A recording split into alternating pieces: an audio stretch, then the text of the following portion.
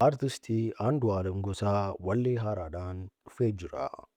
Ashamaan harka fuunee akkam jirtu dhaggeeffattootaa fi daawwattoonni chaanaalii keenya bakka gara chaanaalii keenyaatti nagaan deebitanii dhuftan siniin jecha Oromoo odeeffannoo bareedaa fi hedduu kan namatti tolu akkasumas illee kan nama hawwatu illee isin qabannee deebinee jirra.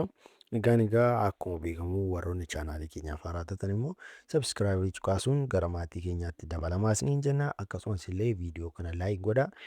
Yaada qabdan immoo koomentii jalatti barreessaa. Viidiyoo kana immoo sooshaal miidiyaa qabdan hunda isaarratti illee sheer godhaa isiniin jenna. Yoo sheer gootan artistii keenya jaallatamaa artistii Andualem Gosaa kanallee sirba isaa haaraa kanarratti wanta hedduu isa gargaaruu danda'uu fi kanaafuu sheer gochuun jalqabaa isiniin jenna. Egaa daawwattoota keenya gara odeeffannoo har'a qabannee dhufneetti sinaa dabarsu.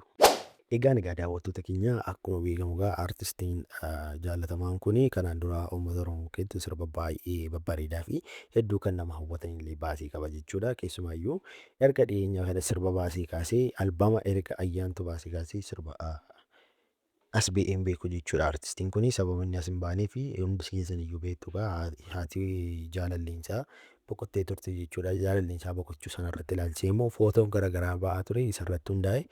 Andualemtu godhe kan jedhanii namoonni baay'een illee jibbaa fi akkasumas illee wantoota hedduu irratti taasisaa turan jechuudha daawwattoota keenya. Egaa artistiin keenya kun erga waggaa 1 fi ji'a 5 booddee sirba bareedaa fi hedduu kan namatti tolu sirba fiilmii tiraakii kan ta'e jechuudha. Fiilmii irratti sirba hojjetamuu danda'uun muuziqaa akkasii qabatee dhufaa jechuudha karaa yuutuubii mata dureen sirba isaatii. SOOLANEE kan jedhuu fi fiilmii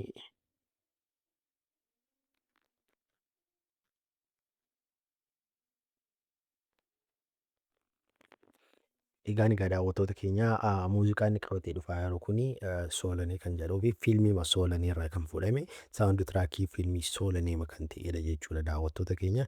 Egaa artistiin keenya kun sirba saawundi tiraakii kan fiilmii kanaatiin baay'ee kan namatti toluu fi hedduu kan nama hawwatu illee qabatee dhufaa jira jechuudha. Achumaan illee fiilmichi immoo akka inni viiyuu hedduu argatuuf illee gama gargaaruun qaba jechuudha daawwattoota keenya. Fiilmichis fiilmii bareedaa hedduu kan namatti tolu baay'eetti kan dadhabamedha jechuudha. Egaa daawwattoota keenya fiilmichas illee dhaqaa daawwadhaan isiniin jedha. Akkasumas illee sirba Andualem Gosaa ittiin faaru kanarrattis sirba isaa kanas daawwadhaan isiniin jedha daawwattoota keenya. Egaa daawwattoota keenya warroonni akka Andualem Gosaa dafee dhufuu barbaadan immoo hundi keessanuu subscribe like share godhaa. Akkasumas illee isirratti dhufaa yoo dhufa kan jettaniif immoo Andualem Gosaa yuutuubii mataa isaatii qaba jechuudha. Garuu saawundi tiraakiin kun yuutuubii mataa isaatii irratti hin gadhiifamu jechuudha. Maalirratti gadhiifama yoo jettanii lafa fiilmii SOOLANEE'n yuutuub chaanaalii fiilmii SOOLANEE itti gadhiifamu kan muuviin sun itti gadhiifamu irratti gadhiisu jechuudha daawwattoota keenya. Egaa description box yookaan komentii jala isiniin kaadhaqaatii fuudhaatii YouTube isaanii subscribe godhaa achirratti eeggadhaan isiniin jedha.